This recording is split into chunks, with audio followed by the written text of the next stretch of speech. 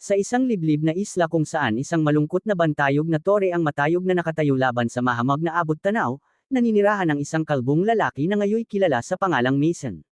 Tahimik niyang minamasdan mula sa malayo ang isang bangkang may dalang suplay habang dahan-dahan itong papalapit sa pampang, bitbit ang kanyang buong lingguhang pangangailangan. Ito ang tanging ugnayan ni Mason sa mundo sa labas. Nang dumaong ang bangka, inutusan ng isang lalaki ang kanyang batang pamangking babae na nagngangalang Jessie na dalhin ang mga supply papunta sa isla.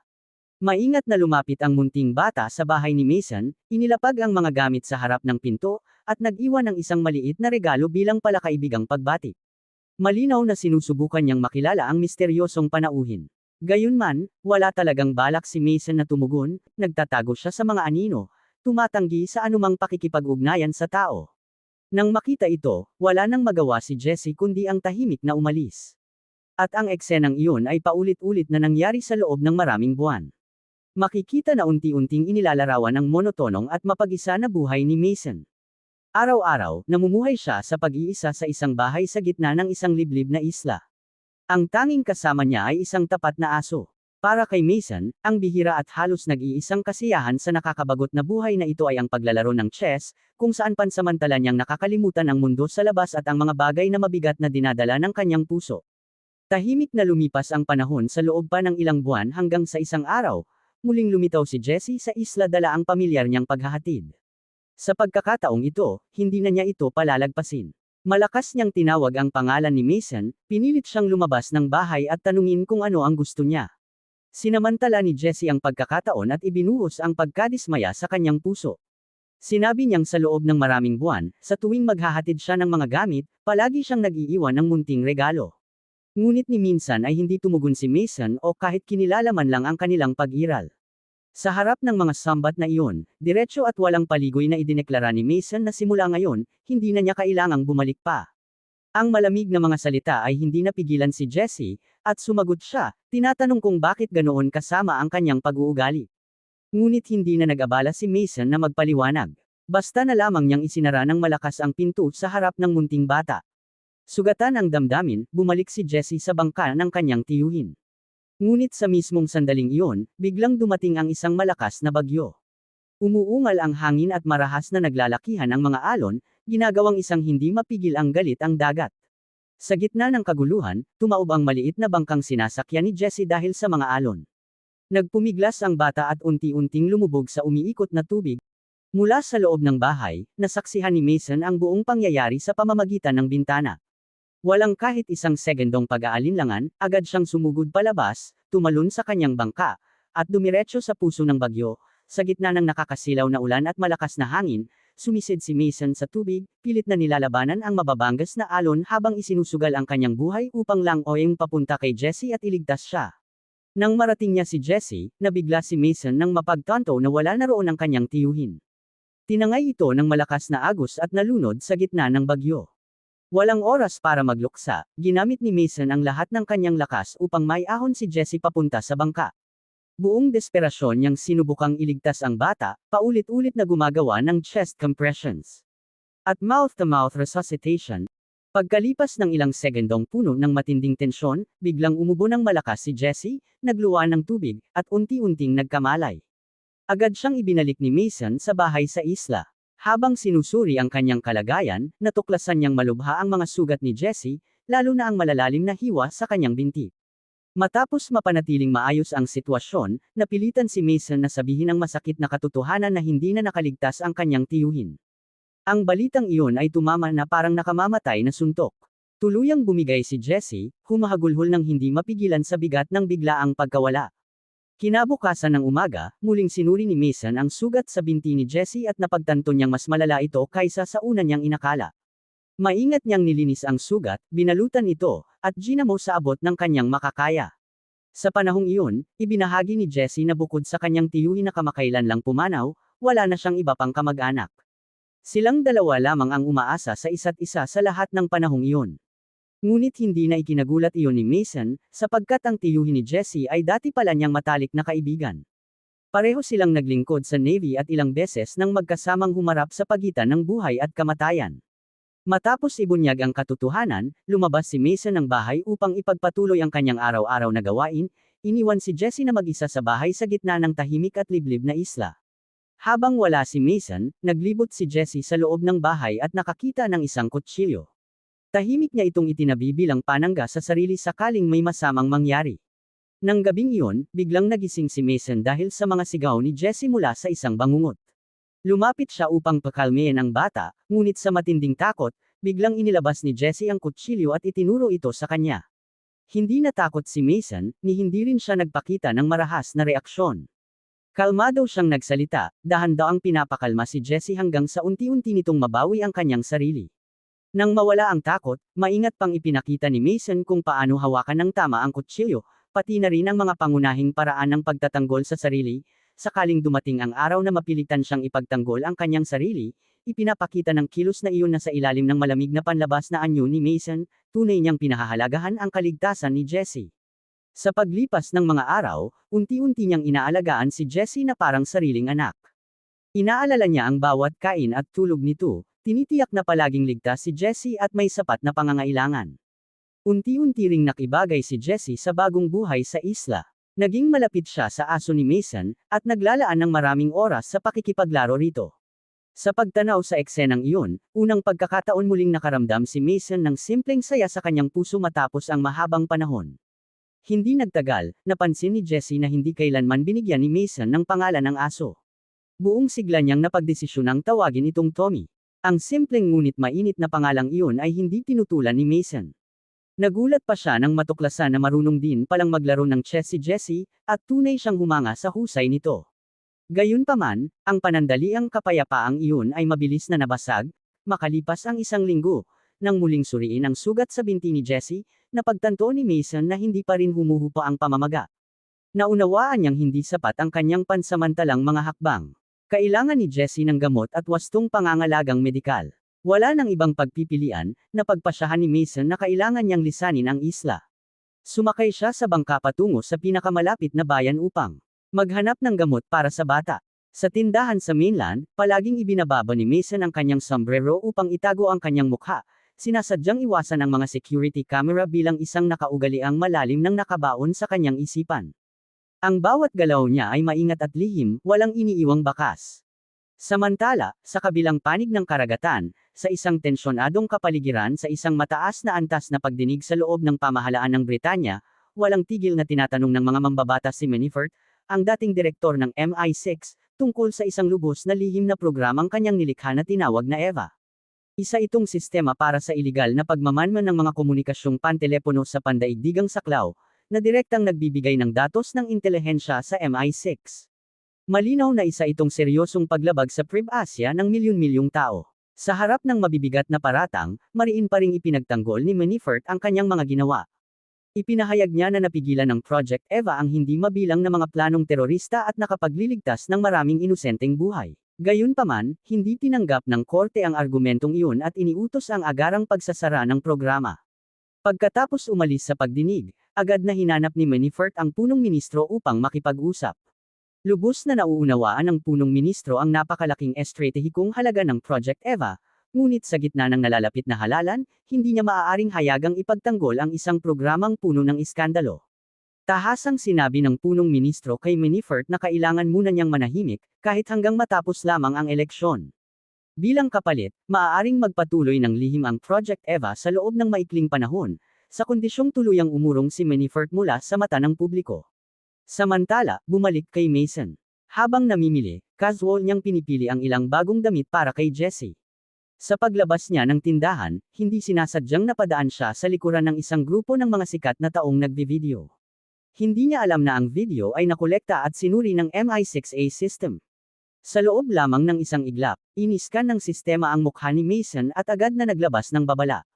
Ang impormasyong iyon ay direktang ipinadala kay Roberta, ang bagong direktor ng MI6.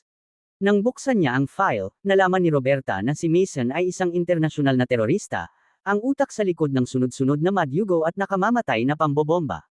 Walang anumang pag-aalinlangan, agad niyang inutusan ang kanyang mga tauhan na magpadala ng isang espesyal na task force upang hulihin si Mason sa anumang halaga. Kinabukasan ng umaga, natapos ni Mason ang paggagamot sa sugat ni Jessie at maingat niya itong binalutan. Kasabay nito, labis na masaya si Jessie sa kanyang mga bagong damit. Isang bihirang ngiti ang namukadkad sa kanyang mukha matapos ang mga madidilim na araw. Pagsapit ng gabi, sabay silang umupo upang maghapunan sa tila mapayapang kapaligiran. Ngunit mabilis na kumilos ang instinct ng isang veteranong sundalo ng Makar inig si Mason ng mga kakaibang tunog mula sa labas. Lumapit siya sa bintana upang magmasid at agad na napagtanto na may papalapit na bangka sa isla. Sakay nito ang maraming opisyal na armado hanggang ngipin na nagsisimula ng maglanding. Sa sandaling makatapak sila sa pampang, inactivate ni Mason ang mga patibong na inihanda niya noon pa. Sa loob lamang ng ilang sandali, ilang opisyal ang agad na napatumba.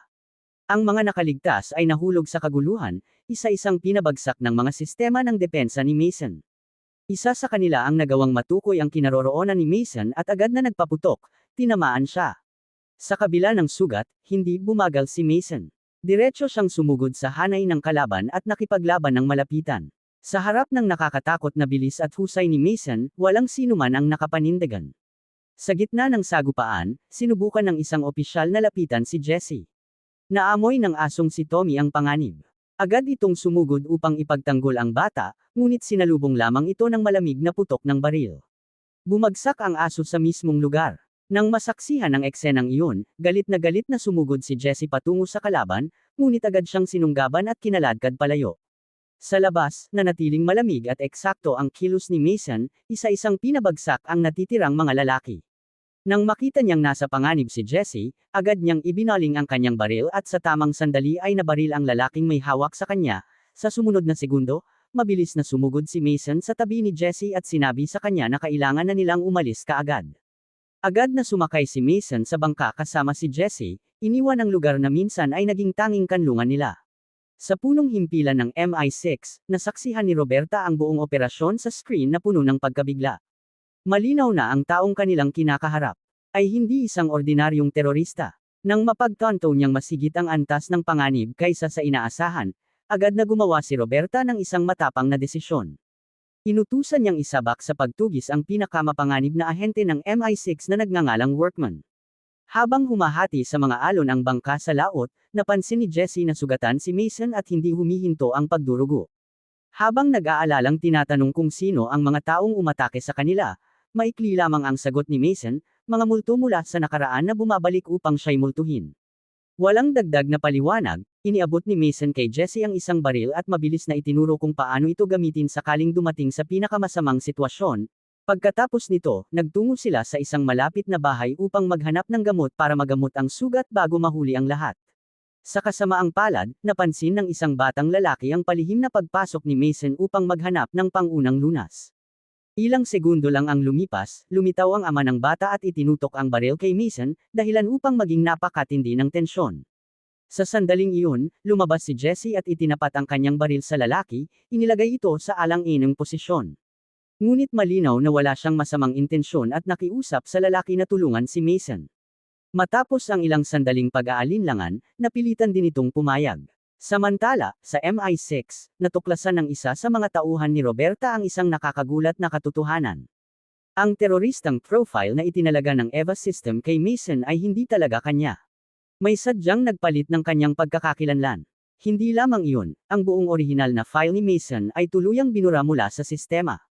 Malinaw na si Mason ay hindi isang terorista, kundi dating ahente ng MI6. Lubos na nabigla si Roberta sa natuklasan. Kailangan niya ng mga sagot, at ang tanging taong makapagpapaliwanag ng lahat ay si Manifort. Kasabay nito, sa pamamagitan ng Eva, nalaman din ni Manifort na buhay pa si Mason. Lubos din siyang nabigla sa balitang iyon.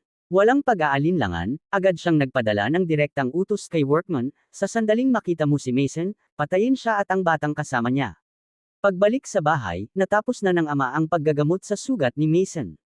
Habang naghahanda ng umalis si Mason, bigla niyang napagtanto na may mali. Palihim palang tumawag ng pulis ang anak ng lalaki. Agad na binalaan ni Mason ang mag-ama na magtago sa loob ng bahay dahil napalilibutan na ng mga armadong puwersa ang buong lugar. Samantala, minomonitor ni na Roberta at ng kanyang koponan ang bawat galaw sa pamamagitan ng surveillance system mula sa punong himpilan ng MI6. Habang papalapit ang mga opisyal, nagpanik ang ama at hinayla ang kanyang anak upang tumakas. Ngunit sa mismong sandaling iyon, isang malamig na putok ng baril ang umalangaw-ngaw. Si Workman, na nakapwesto bilang sniper, ay walang awa na pinabagsak ang ama. Sa kabutihang palad, dumating si Mason sa tamang oras upang iligtas ang bata, saka mabilis na hinayla si Jessie upang magtago sa likod ng bahay. Sa labas, marami pang opisyal ang naghihintay. Wala nang ibang pagpipilian si Mason kundi harapin sila ng harapan. Isa-isa niyang pinabagsak ang mga kalaban, inagaw ang kanilang mga armas, at nagnakaw ng isang sasakyan upang makatakas. Agad na hinabol ni Workman ang sasakyan sa isa pang kotse, walang tigil sa pagpapaputok. Hindi nagpatalo si Mason, binangga niya ang sasakyan ni Workman palabas ng kalsada at mabilis na tumakas. Sa mga sandaling iyon, direktang tinawagan ni Roberta si Manifort, kinukwestiyon ang tunay na pagkakakilanlan ni Mason at kung bakit binura ang kanyang buong file. Wala nang magawa si Manifort kundi sabihin ang totoo. Ilang taon na ang nakalipas, itinatag niya ang isang lihim na unit na tinawag na Black Hawk.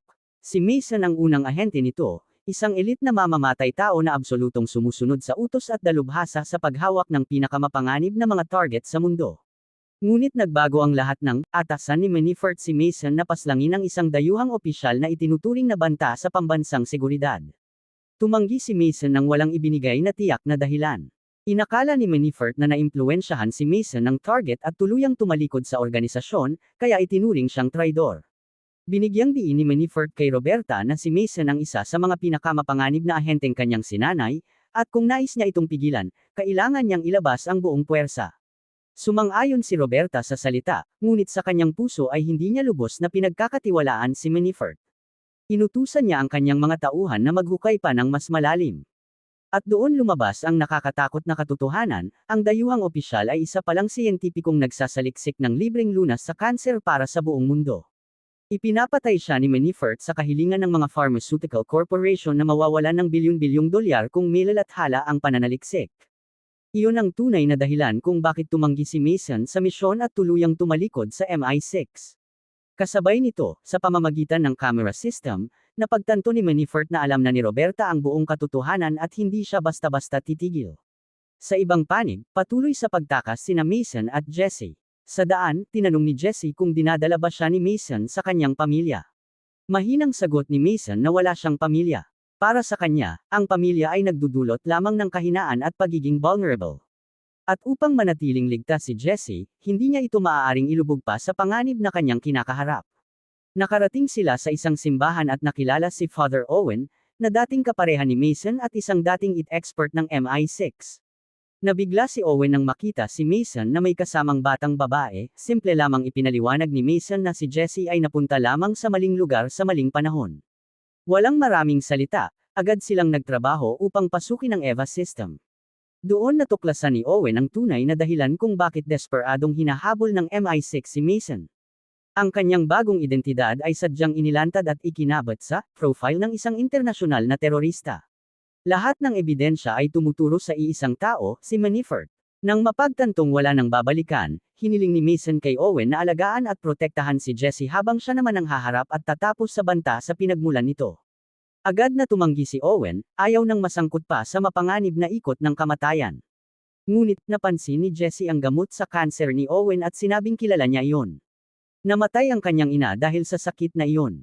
Sa harap ng tapat na mga mata ng bata, inamin ni Owen na na-diagnose siyang may kanser 5 buwan na ang nakalipas. Hindi na itago ni Mason ang lungkot para sa kanyang matandang kaibigan. Sa huli, nagkasundo silang tatlo sa isang mapanganib na hakbang, hanapin si Sean, isang kilalang kriminal ngunit tanging taong maaari pa nilang hingan ng tulong. Habang lumalabas si Owen upang ihanda ang sasakyan, biglang nakaramdam si Mason na may mali. At totoo nga, sa susunod na segundo, lumitaw si Workman. Hindi na maiiwasan ang sagupaan ni na Mason at Workman, mabangis, marahas, at walang awa. Dalawang pinakamataas na sinanay na mamamatay tao ang nagbanggaan, bawat atake ay layong tapusin ang kalaban.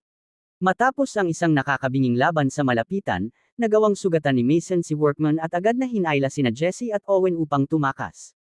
Hinabol sila ni Workman sa nakakabaliw na bilis ngunit hindi pa rin makahabol. Sa daan, tinanong ni Jessie kung sino ang mapanganib na lalaking iyon. Ipinaliwanag ni Owen na si Workman ay halos mas batang bersyon ni Mason, ang pumalit sa kanyang posisyon sa MI6 at ipinagpapatuloy ang mga pagpatay na dati niyang ginagawa.